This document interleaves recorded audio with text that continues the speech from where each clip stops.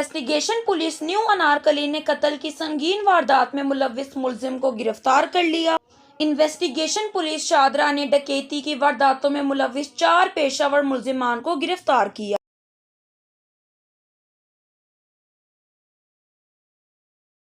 2022 को circular road पे थाना न्यू अनारकली की हद में, जिसमें एक शख्स हाफिज आसिम जो है उसका कत्ल कर दिया गया था।